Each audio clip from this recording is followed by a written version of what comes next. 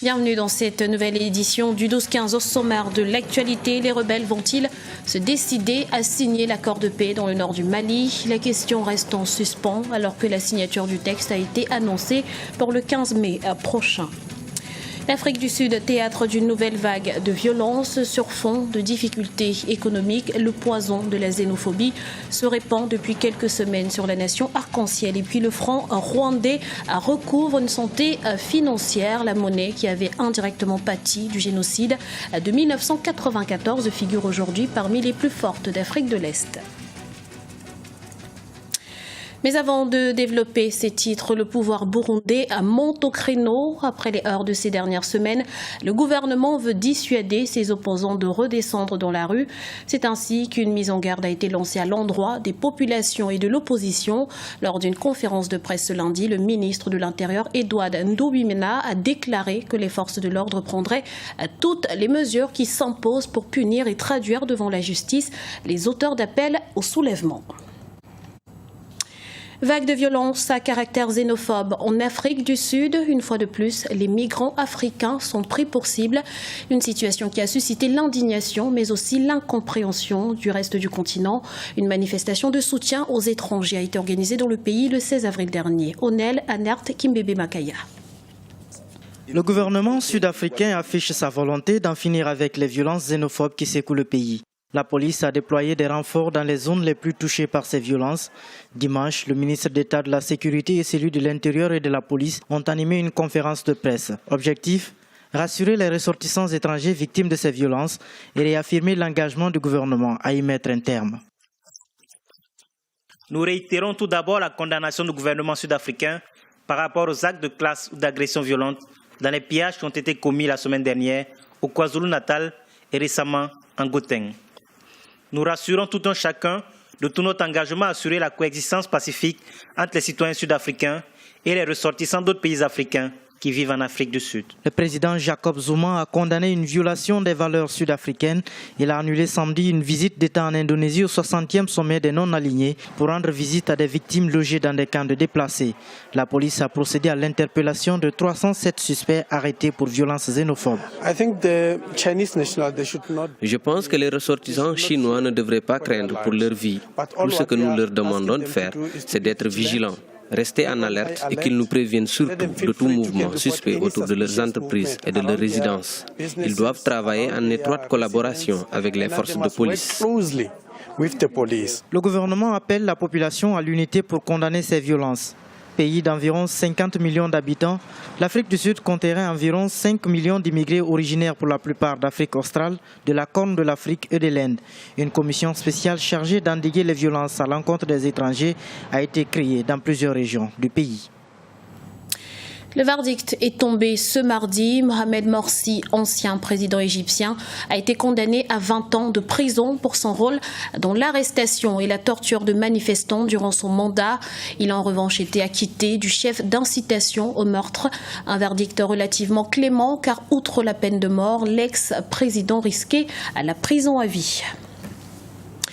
Dans l'actualité également, choc et émoi en Éthiopie après l'annonce de l'exécution d'une trentaine de chrétiens capturés en Libye par l'organisation État islamique. Un acte de barbarie fermement condamné par l'Union africaine et par le gouvernement éthiopien qui s'est d'ailleurs engagé à combattre les terroristes.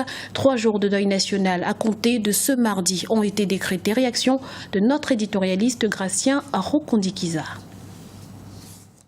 L'État islamique a 2 origines, je dirais même 2 problèmes, parce qu'il y a l'État islamique qui se trouve en Syrie, Irak, qui a pour origine plusieurs raisons. On peut parler aussi du combat contre le gouvernement syrien, aussi le gouvernement irakien. Il y a des soutiens et des soutiens.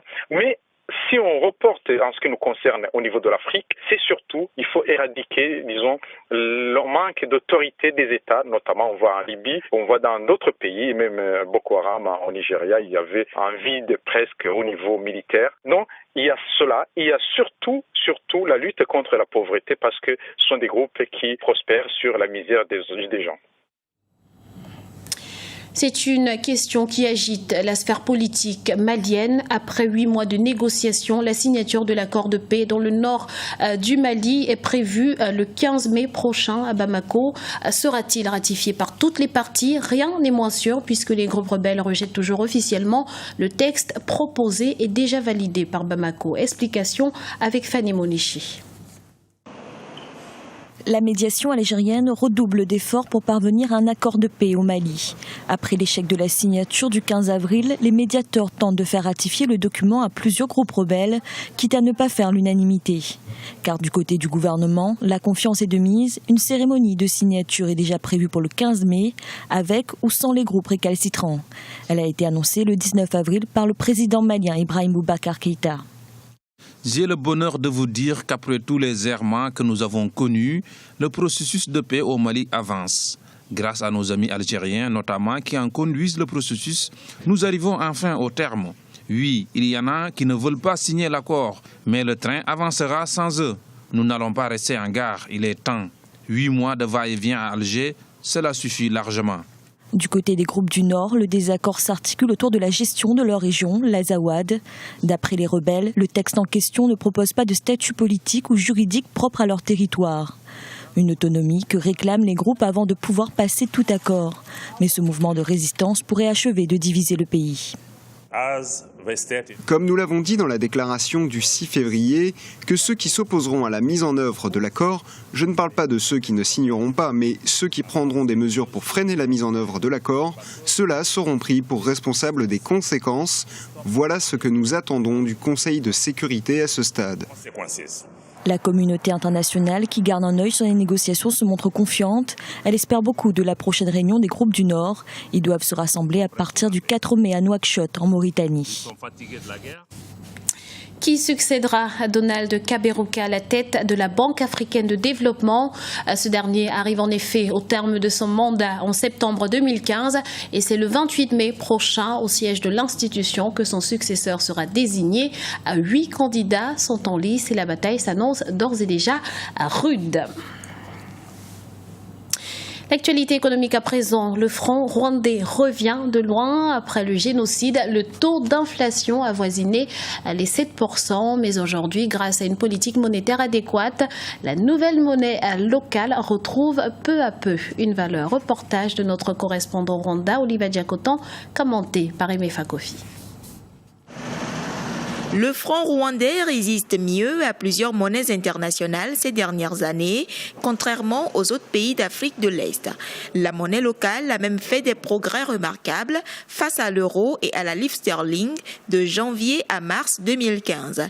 Elle a gagné respectivement 3,25% et 4,17% face aux dites monnaies.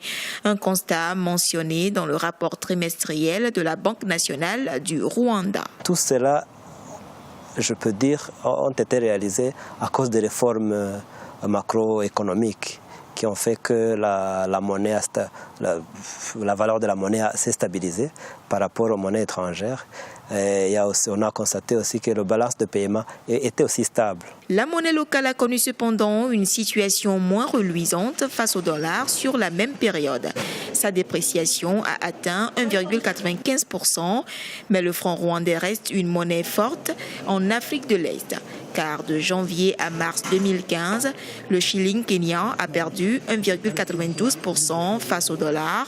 Le shilling tanzanien a connu une dépréciation de 3,61% et le shilling ougandais a chuté de 6,94% face au billet vert. Nous continuons à améliorer notre économie, les services améliorent, le tourisme ça continue à augmenter.